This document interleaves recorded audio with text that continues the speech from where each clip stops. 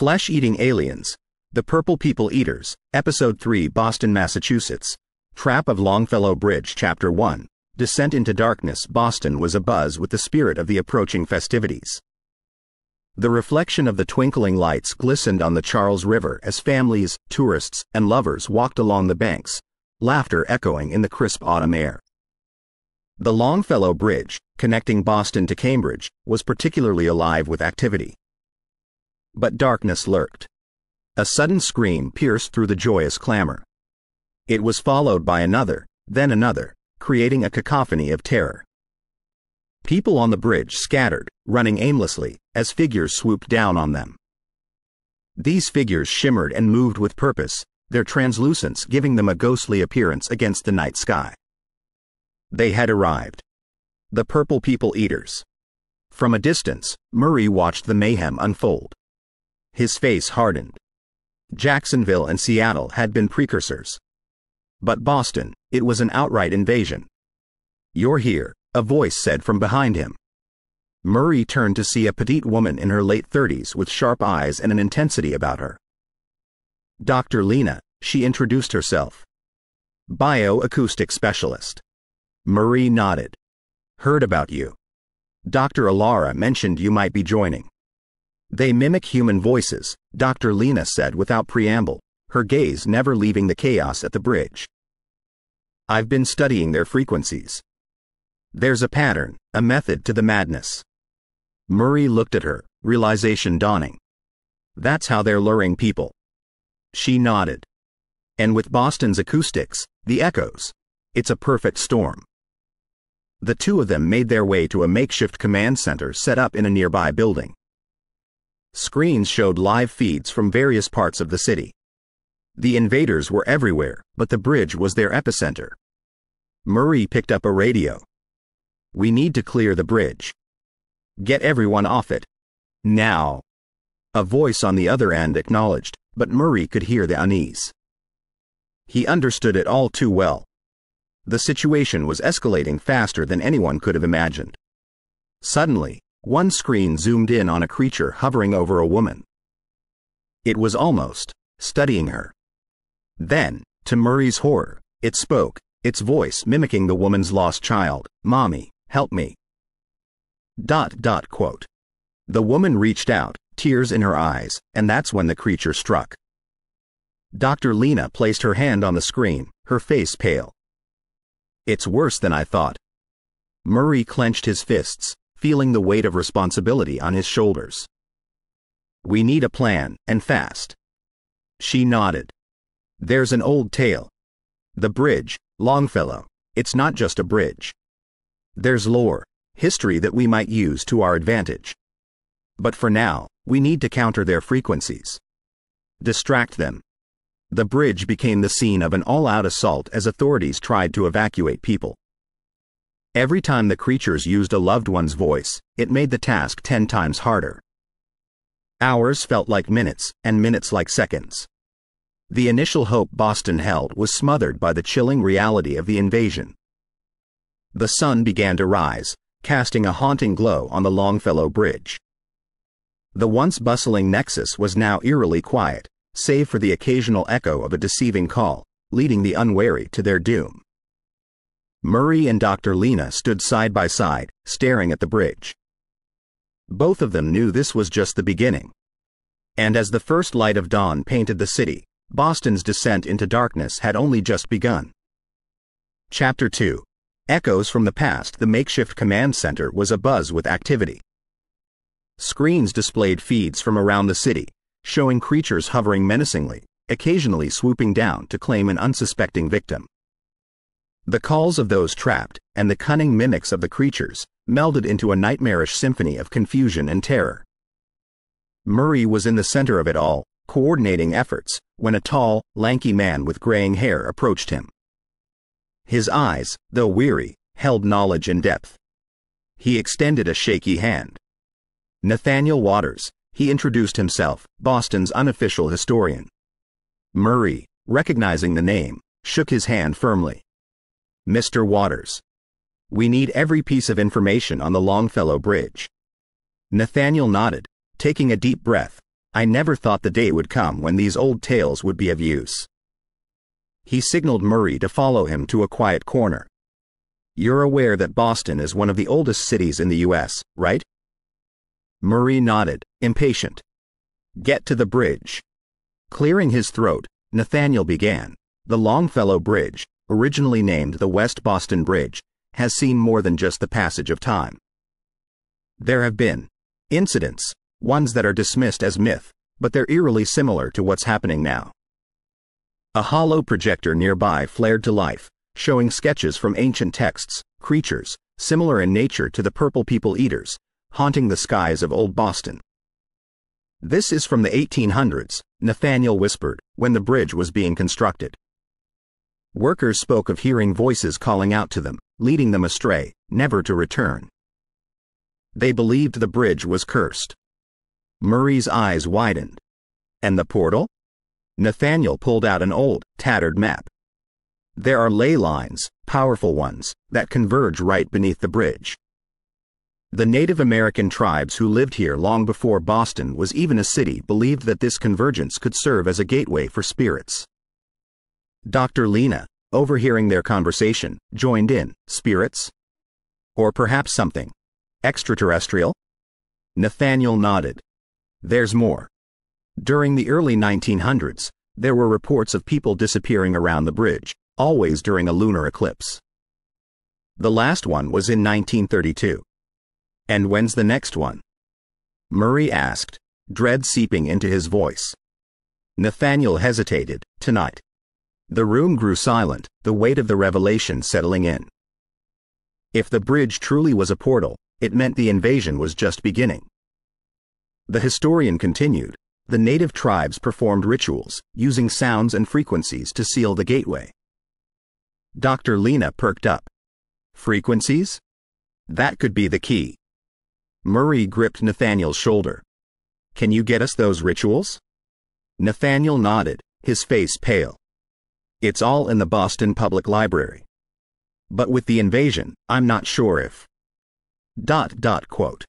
We have to try, Murray cut in. It might be our only chance. A scream echoed from one of the screens. Murray, Lena, and Nathaniel watched as a creature hovered over a man, mimicking the cry of a baby. The man, tears streaming down his face, reached out, only to be taken. We need to move fast, Murray declared, determination in his eyes. But before they could act, the entire command center plunged into darkness. Emergency lights kicked in, bathing the room in a dim red glow. On the horizon, they could see it, the dark silhouette of the mothership. The hunt had truly begun. And as the city braced itself for the terror of the night, the echoes from its past threatened to swallow its future. Chapter 3. Voices that deceive. The sun was setting, and the city's once vibrant tones gave way to the gray and purple of twilight. Somewhere in Beacon Hill, a small boy named Timmy kicked a soccer ball against a brick wall.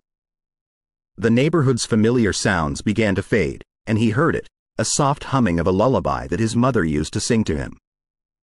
Intrigued, he followed it, the melody growing clearer with each step. Mom? He called out, stepping into a narrow alley.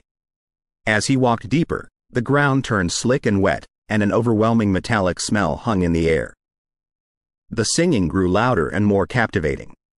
Suddenly, a shadow lurched, revealing a creature, its eyes glittering like the cruel cosmos itself. Before he could scream, it mimicked his mother's voice flawlessly. Timmy, come to Mom. Enthralled by the familiar sound, Timmy took another step before a hand yanked him back. Run! Murray shouted, firing at the creature. The boy, snapped out of the trance, raced out of the alley, not looking back. Back at the command center, the red glow intensified the grim faces. Murray entered, visibly shaken. Dr. Lena approached him. Was the boy? He's safe, Murray interrupted, but these creatures are evolving. The mimicking, it's not just voices. It's memories, emotions. As the realization sunk in, an explosion rocked the center. Lights flickered, screens shattered, and smoke filled the room. When the dust settled, Dr. Lena's makeshift lab lay in ruins. No! She screamed, racing towards her destroyed equipment. Years of research, all up in flames. Nathaniel coughed. The government wants to keep us in the dark. They're scared of what we might uncover.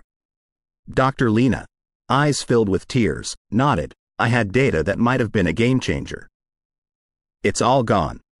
Murray took a deep breath, trying to remain composed. We need to regroup. These creatures are getting smarter, more cunning. An intern from the tech team approached, holding a tablet. Before the blast, we intercepted this. He played a clip. On the screen, a crowded subway station echoed with voices calling out names, mimicking cries for help, laughter, and pleas. The crowd, confused and terrified, was surrounded by creatures, hovering above like malevolent clouds. The true scale of the voice-mimicking horror was laid bare. It was a massacre in melody. Nathaniel spoke, his voice breaking the heavy silence. The government wants these creatures, doesn't it? For weapons. Murray frowned. The implications are terrifying. Imagine soldiers that can replicate the voices of the enemy's loved ones. The historian added, or creatures that can infiltrate any society, any community, by just mimicking. The group pondered the possibilities. It wasn't just about survival now. It was about preventing a future where these abilities could be misused, where humanity could be turned against itself. We can't let that happen, Murray asserted. Dr. Lena, her resilience shining through, added, I had backups. Not all my data is lost. But I need to get to my office in Harvard. Murray nodded. Then that's where we're headed. As they left the center, the city's soundscape was eerily deceptive.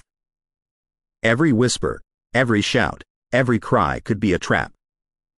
As they navigated the streets, a voice echoed, soft and trembling, Murray. ... He stopped. It was Dr. Alara's voice, the tone unmistakably hers. But he knew she was in Seattle. The group paused, looking around. From a rooftop, a creature descended, its form more grotesque and refined than the others, its eyes fixated on Murray. Murray, it sang again in Dr. Alara's voice, join me. He raised his weapon, aiming squarely at the creature, not today. A shot rang out, and the creature retreated, but not before letting out a piercing scream, a symphony of 1,000 voices.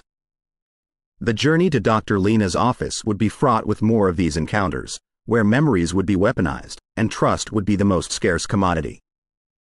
As they ventured forth, the haunting chorus of Boston's trapped souls echoed around them, a grim reminder of the battle they were up against. Chapter 4. Government shadows. Nighttime settled over Boston like a shroud, thick and opaque, pierced only by the few streetlights still functioning. Murray's group moved cautiously through the darkened streets, seeking refuge. Yet, amidst the city's haunting silence and echoes of lurking predators, something else stirred. Black SUVs with tinted windows began to appear in numbers, moving smoothly, converging on specific spots. From these vehicles, emerged men and women dressed in tactical gear, their movements crisp and rehearsed. Murray, hidden in the shadows, watched as they set up portable fences and began corralling the creatures with tech that seemed out of place, too advanced. In the distance, above the buildings, drones with peculiar green lights hovered, casting an eerie glow. It's them, Nathaniel whispered, clutching an old notebook. The Black Wing. A covert government group that specializes in the unusual. The paranormal? Dr. Lena inquired. He nodded. They've been around for decades, involved in things most can't even imagine. But this is bold even for them. Murray narrowed his eyes. They're trying to control the creatures. Before they could discuss further, a hand clasped over Murray's mouth, pulling him into an alley. Expecting a confrontation, Murray readied himself, but the grip released, revealing a man dressed similarly to the Black Wing agents, albeit with a distinct badge. Quiet, the man urged. I'm here to help. And why should we trust you? Murray demanded. Because I believe what they're doing is wrong, he replied, producing a thumb drive. Here, everything you need to know about Project Echo. Murray took the drive hesitantly. "Who are you?" "Call me Agent Finch," he said. "I've been with the Black Wing for years, but this isn't protection, it's exploitation." Flipping through his notebook, Nathaniel's eyes widened. Project Echo? That was rumored to be a program for harnessing paranormal entities for military use. Agent Finch nodded. "The creatures. The Black Wing wants them. Not to save Boston, but to harness their power." Murray looked at the drive. "And this?" "The plans, locations, everything. But be careful," Finch warned. "They know about you. They'll come for you." Before Murray could question further, a deafening roar filled the air, and a swarm of creatures descended. Finch, pulling out a device, pressed a button, emitting a high-frequency sound causing the creatures to retreat temporarily. "Go! Now!" Finch shouted. The group ran, winding through the streets with the thumb drive their only lead. Reaching a safe house, Murray plugged the drive into a computer. Files upon files appeared, detailing horrifying experiments, attempts at controlling the creatures, and, most chillingly, plans to deploy them as bioweapons. "We need to expose them," Dr. Lena said, determination evident. Nathaniel looked grim. "It's bigger than we thought. These plans, they're not just for Boston. They're global." Murray clenched his fists. "We need to stop them, not just for Boston, but for the world." The stakes were higher than ever. Boston, a city of culture and history, now stood at the nexus of a struggle not just for survival, but for the soul of humanity itself. The creatures were terrifying, but the thought of them weaponized and under government control was a nightmare beyond comprehension. They had the truth, now they just needed a plan. The battle for Boston was about to reach its zenith, and the shadows of government conspiracies only deepened the darkness. Murray took a moment, looking at the team assembled before him. "We've faced them in Jacksonville, battled them in Seattle, and now, here in Boston, we'll expose the truth. It's time the world knows." And with that vow, they prepared for the confrontation that would determine the fate of not just a city, but potentially the entire world. Chapter 5. Fenway's Call. The vast expanse of Fenway Park stretched out before Murray, a stronghold in the midst of chaos. Its tall walls and open fields held a promise, hope, a chance to fend off the menacing creatures. Murray could see the potential, the towering lights illuminating the field acting as beacons for those lost in the city's darkness. "We'll turn it into a safe zone," he declared, eyes scanning the historic stadium, echoing with the ghosts of baseball legends. "We'll draw the creatures here, on our terms, and end this." Dr. Lena, with her eyes lit by determination, nodded in agreement. "If I can modify the sound system, we might have a weapon on our hands. A frequency that disorients the creatures, maybe even push them away." Nathaniel, the historian, adjusted his glasses, "But drawing them all to Fenway? It's iconic, yes, but it's also a beacon. If things go south." Murray met his gaze. "It's a risk we have to take. We need to centralize, consolidate. It's easier to protect one stronghold than scattered pockets." Preparations began in earnest. Survivors were relocated to Fenway, turning the stands into makeshift shelters. The scoreboard displayed messages of hope and instructions for safety. Word spread quickly, and with it, a renewed sense of hope. Families separated in the pandemonium began reuniting. People were working together, fortifying the entrances, ensuring Fenway remained a sanctuary. But, as night fell, the palpable tension in the air grew. Murray, atop the green monster, peered out into the abyss of the city. There, far off but moving closer, were the creatures. Drawn to the stadium lights like moths, they approached in increasing numbers.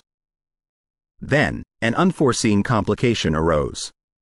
One of the creatures, larger and more sinister than its counterparts, let out an ear-piercing shriek. It wasn't just a call, it was a signal. From above, specialized aliens from the mothership descended, their design clearly more combative, more deadly. "They're making their move," Nathaniel whispered, fear evident. Murray grabbed his communicator. "Lena, Now would be a good time for that frequency. Down in the control room, Dr. Lena frantically calibrated the stadium's sound system. Almost there, she whispered to herself, adjusting dials and increasing the volume. She hit play. A dissonant, pulsating sound erupted throughout Fenway, reaching a crescendo that made every human cover their ears. But to the creatures, it was more than just noise. It was disorienting, painful. Many of the creatures halted, visibly disoriented. Some even retreated. But the specialized ones from the mothership persisted, their eyes glowing menacingly. Murray, rallying the survivors, shouted, "Hold the line. Protect Fenway." As chaos erupted around him, a particularly agile alien lunged at Murray. But a sudden shot rang out, dropping the creature. Murray turned to see Agent Finch, gun smoking. "Thought you could use some backup," Finch smirked. The battle raged. Every inch of Fenway became a battleground. The frequency, while effective on the general creatures, seemed to only agitate the specialized ones more. Hours felt like minutes. The creatures were relentless, but so were the humans, their spirit unyielding. Then, a new sound, a deeper, more harmonious frequency. From the control room, Dr. Lena had fine-tuned her weapon.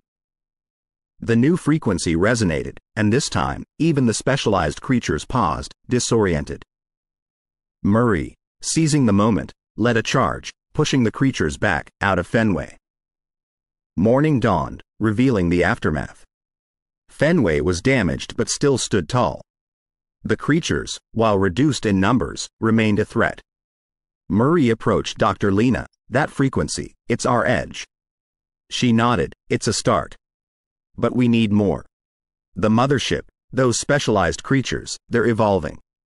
We must too." Agent Finch, joining them, added, "The Black Wing won't be idle either. With this resistance, they'll come down harder."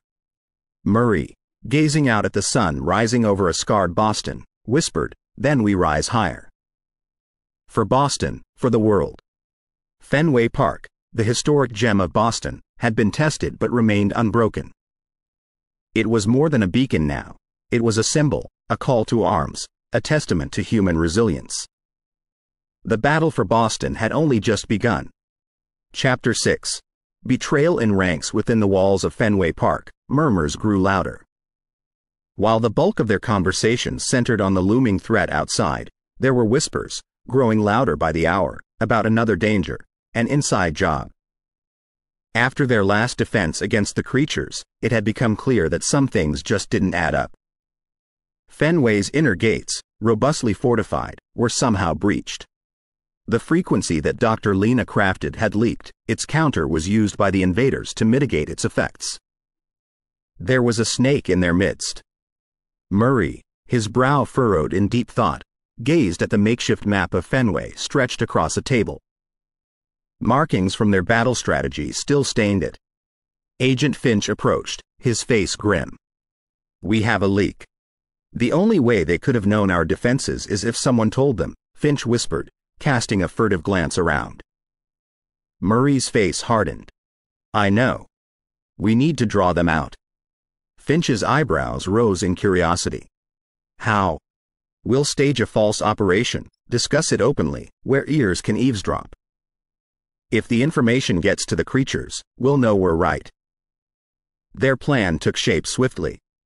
They spread word about moving a majority of the survivors to a nearby underground location, supposedly safer and more fortified. It was a ruse, a bait for their insider. As night approached, Murray, Dr. Lena, Finch, and a select few gathered to plan the move.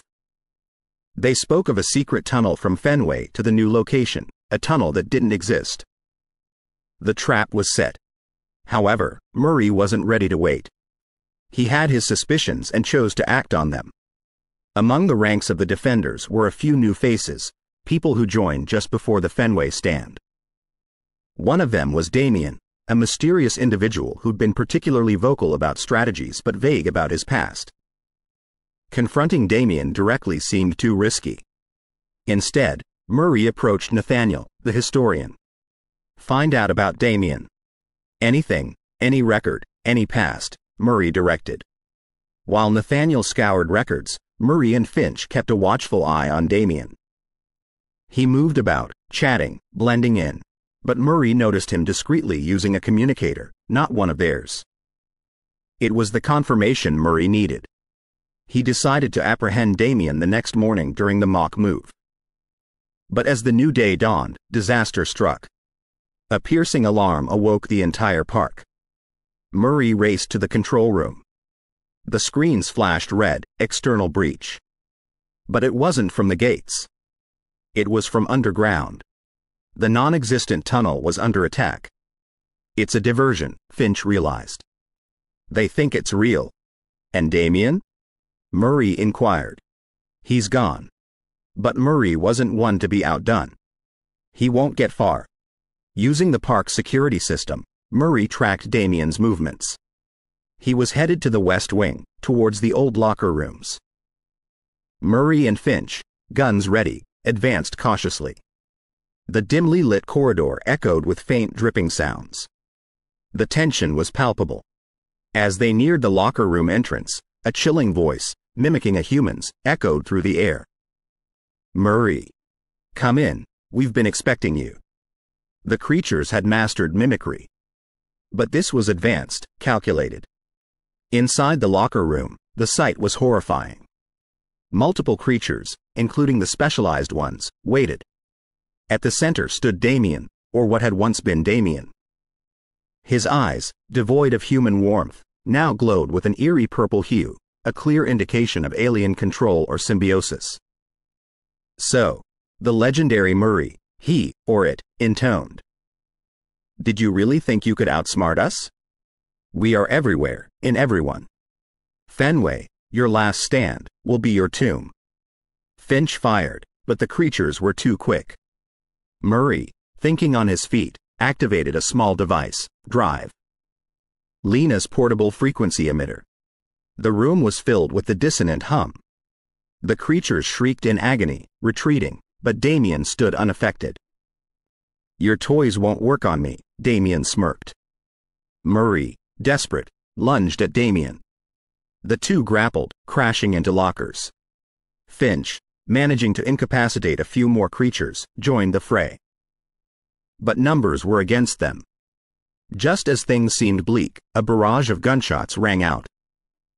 Reinforcements had arrived. Dr. Lena, Nathaniel, and a group of Fenway defenders stormed the room, guns blazing.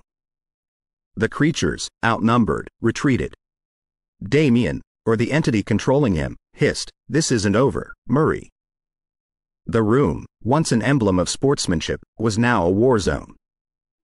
The defenders, though victorious, were shaken. It's as we feared, Murray panted, rising to his feet. The enemy is not just at our gates. It's among Chapter 7. The siege of Fenway Park, the iconic baseball stadium, once filled with cheers and jeers, was eerily silent. No longer the grounds for sport, it had transformed into a fortress against an alien threat. Massive walls, hastily constructed, encased the park. Surveillance drones hovered above, their eerie hum filling the night. Armed guards patrolled every entrance, their eyes scanning for signs of the enemy. But everyone knew the real battle lay ahead. In a makeshift war room, Murray, Dr. Lena, and a few other key personnel huddled around a table strewn with blueprints of Fenway. Lena's latest creation, the frequency weapon designed to disorient the creatures, stood at the center.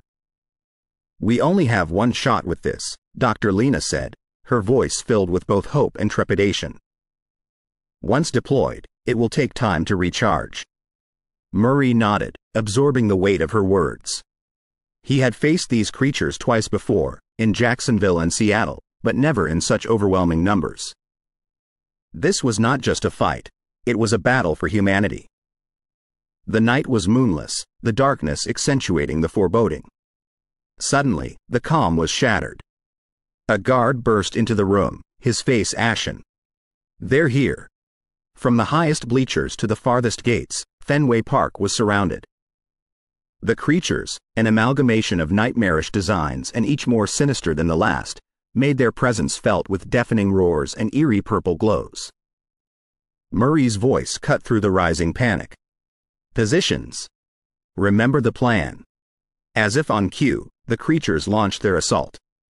Some crawled with astonishing speed, while others took to the skies, their shadowy forms blotting out the stars. Fenway's defenses lit up. Gunfire, cannon blasts, and the cacophony of battle filled the air. The creatures were relentless. Every fallen alien was replaced by two more. The stadium's walls began to shake under the onslaught. Murray, gun in hand, led a team towards the east entrance, which was under the heaviest attack. Their synchronized firing pushed the creatures back momentarily, but it was clear they were being overwhelmed. Deploy the frequency weapon. Murray yelled into his communicator. Dr. Lena activated the device. A shrill, piercing sound wave expanded in concentric circles. Wherever the frequency touched, creatures screeched in agony, their forms convulsing, disoriented. The defenders cheered, pushing forward. But the victory was short-lived. From the shadows, the specialized creatures sent by the mothership emerged, seemingly unaffected. They bore down on the humans with heightened aggression. Murray, realizing the weapon's limited effect, ordered a retreat. Fall back. Protect the core. In the heart of Fenway, the remaining survivors were being evacuated to an underground bunker. Dr. Lena worked feverishly to recharge the frequency weapon, while Murray and his team held the line. Suddenly, a deafening roar sounded from above. The mothership, previously content watching from a distance, descended upon Fenway. Its sheer size cast the entire stadium in shadow. Beams of purple energy rained down, devastating everything in their path. Murray, witnessing the chaos, knew they were running out of time. He rallied a team, including Dr. Lena with her frequency weapon, and made a desperate charge towards the center of the field. If they could hit the mothership with the frequency, maybe, just maybe, they could turn the tide. Reaching the pitcher's mound, Murray signaled Dr. Lena. With a determined nod, she activated the weapon, directing its full force upwards. The sound wave, amplified by Fenway's acoustics, shot straight into the belly of the mothership. The effect was instantaneous. The ship shuddered, its energy beams faltering.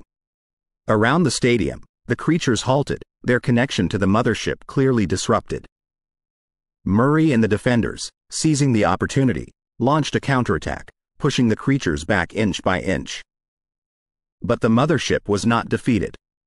It began to pulsate, gathering energy for a massive strike. Murray, sensing the impending doom, shouted, "Everyone, to the bunkers." As the last of the survivors dove underground, the mothership unleashed its fury.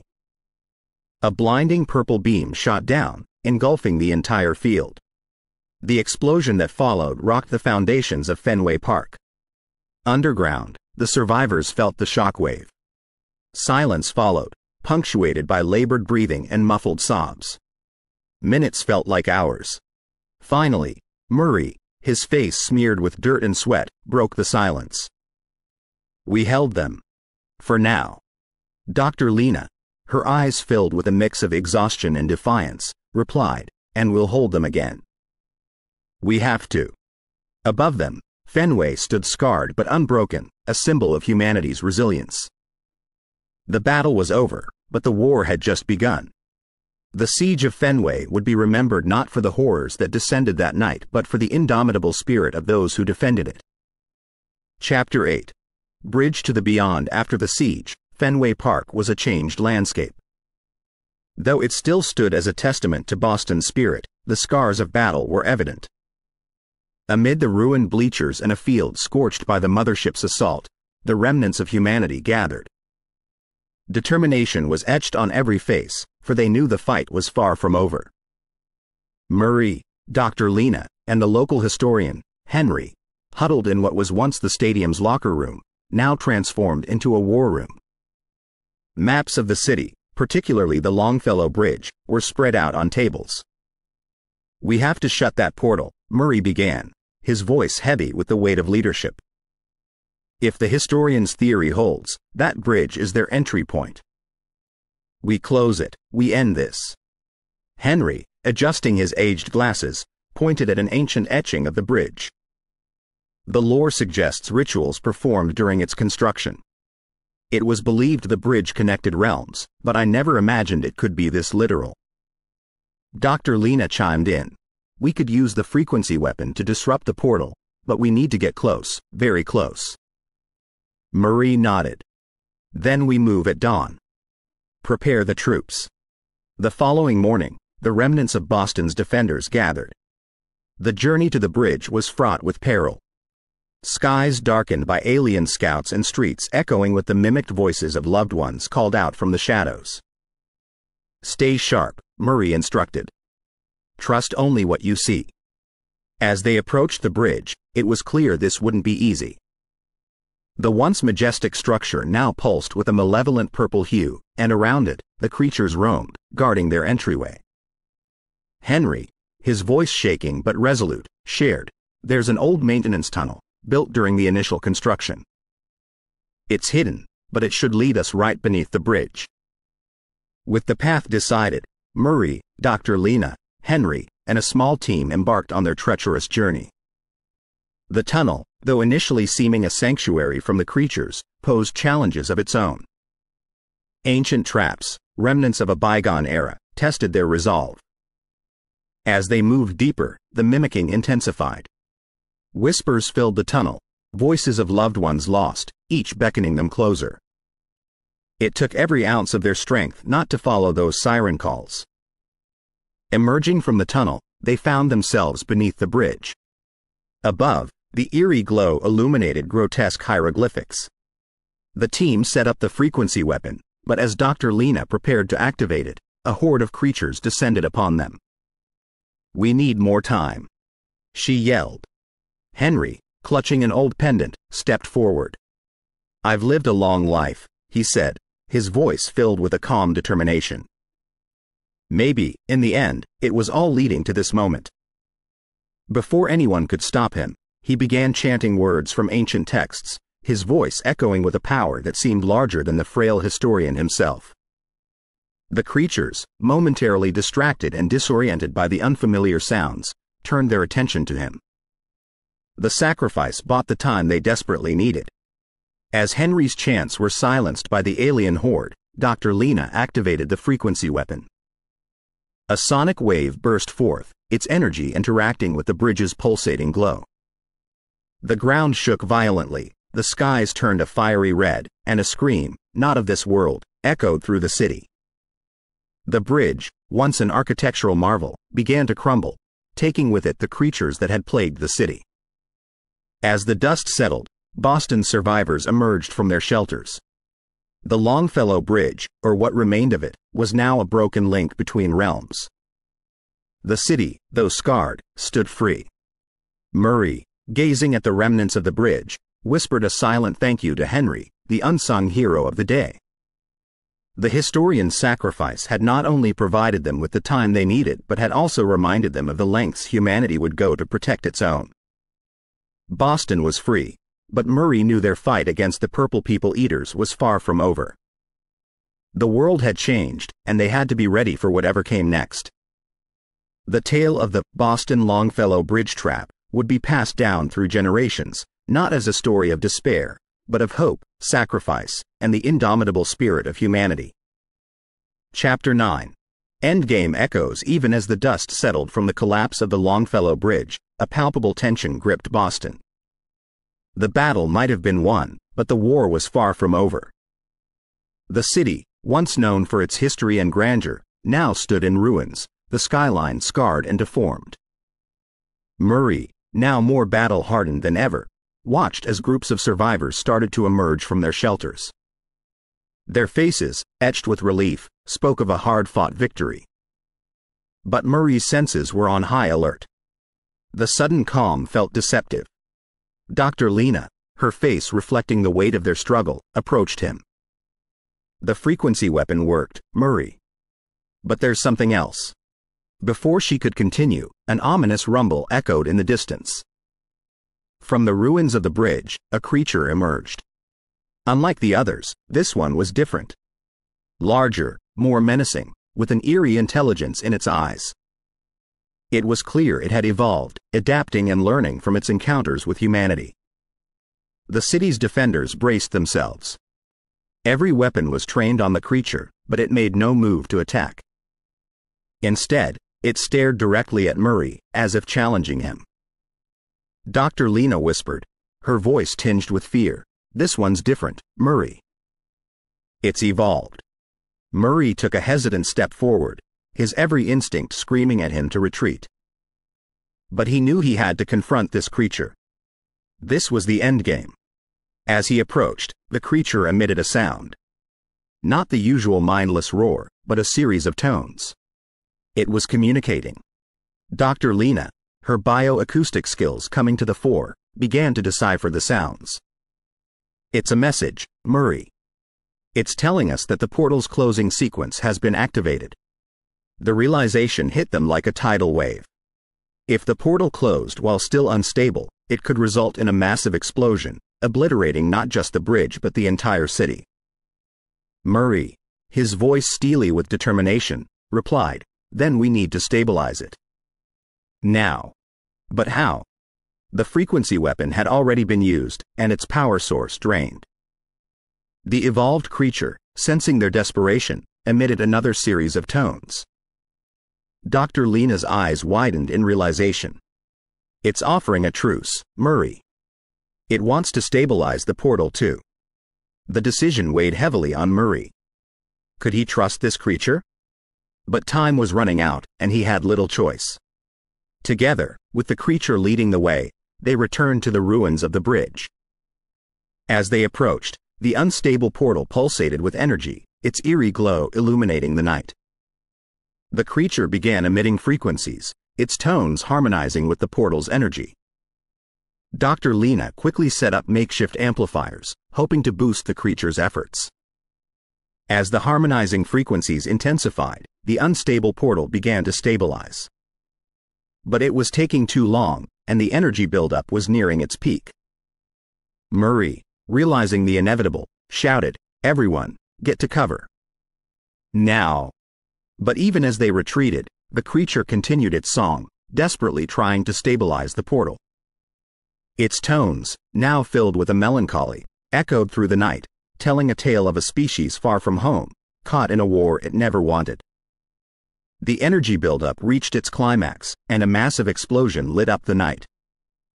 Boston held its breath. When the dust cleared, the Longfellow Bridge was no more. But the city, against all odds, still stood. Murray and Dr. Lena, their clothes tattered and faces smudged with soot, emerged from their cover. The creature was gone, but in its place, a series of glyphs were etched onto the ground, their meaning clear to Dr. Lena. "It's a message," she said, her voice filled with wonder. "It says, peace. Home." The city's defenders, realizing the magnitude of their victory, let out a triumphant cheer. They had not only saved Boston but had also brokered a truce with a species from another realm. Murray, gazing at the glyphs, whispered, "Thank you." The tale of the Boston Longfellow Bridge trap was one of horror, sacrifice, and ultimately, hope. The city would rebuild, its spirit unbroken. And Murray, the reluctant hero, would go down in history as the man who not only saved Boston but also bridged the gap between two worlds. Chapter 10. Horizon of Hope. The sun cast a golden hue over Boston, its rays filtering through the remnants of once towering structures. The heart of the city, which had palpitated with terror days before, now echoed with resilience. The mood was somber, yet hopeful. Bostonians, in their enduring spirit, were already commencing the recovery process. Piles of debris were sorted, shelters established, and plans for rebuilding drafted. The horror of the Longfellow Bridge trap would forever be etched into the city's history, but the people were determined to rise from its ashes. Amidst the bustling activity, Murray stood on the remnants of the bridge, the same bridge that had been the epicenter of it all. A soft breeze ruffled his hair, bringing with it whispers of the past. "You've become quite the legend," remarked a voice, breaking his reverie. Turning around, Murray was met with Dr. Lena's tired yet resolute eyes. "Legends are for storybooks," Murray replied. I did what needed to be done. Lena smirked. Humility, another trait for your growing list. But you have to admit, without you, this city wouldn't be on the path to healing. They stood side by side, gazing at the city they had saved. The duo, although from different worlds of expertise, had forged a bond during this crisis. You'll stay, won't you? Lena asked after a moment of contemplative silence, hope evident in her tone. Murray shook his head. I can't. This, whatever it is, isn't over. We stop them here, but they'll find another way, another place. I need to be ready. Dr. Lena's eyes glistened with unshed tears. Wherever you go, if you ever need assistance with frequencies or sounds, she said, offering a small grin, you know where to find me.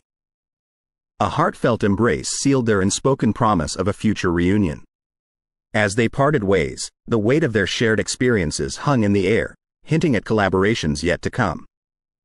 Boston's road to recovery was long and arduous. The tales of bravery, of ordinary people becoming heroes, would be passed down for generations. Children would grow up hearing stories of the mysterious Murray, and how, with the help of a talented bioacoustic specialist, the city had been saved from an otherworldly threat. Yet, amidst this tapestry of hope and renewal, shadows of conspiracy lurked. Whispers of the government's intentions with the creatures began to circulate. Some claimed they had already secured one, hiding it in a secret facility, with plans to weaponize its capabilities. While these tales were mostly dismissed as conspiracy theories, they added an uneasy undertone to the city's recovery. As weeks turned into months, Boston's skyline, though altered, began to regain its former glory. The spirit of its people, unbreakable. On a balmy evening in Texas, Houston's Fred Hartman Bridge stretched impressively over the waters of the Houston Ship Channel. Couples strolled, children laughed, and life went on, blissfully unaware of the horrors that other cities had faced. But as night descended, an eerie fog enveloped the bridge. From within its depths, unsettling whispers began to resonate. Whispers that sounded eerily human, yet were devoid of any soul. A lone figure, silhouetted against the moonlit night, stood at the edge of the bridge. His keen eyes scanned the expanse, sensing the familiar energy. The battle in Boston had only been the beginning. The next chapter was about to unfold. And as the first screams began to pierce the night, Murray tightened his grip on the weapon by his side. The invasion had begun, and he was once again on the front line, standing between humanity and the abyss. In the distance, a phone buzzed with an incoming call. The display read, Dr. Lena. The stage was set for another battle, and the saga of the Purple People Eater continued. We hope you have enjoyed our storytelling offering tonight. Please be sure to subscribe and turn on notifications to be alerted of future weekly additions to our collections. Paranormal Untold Stories.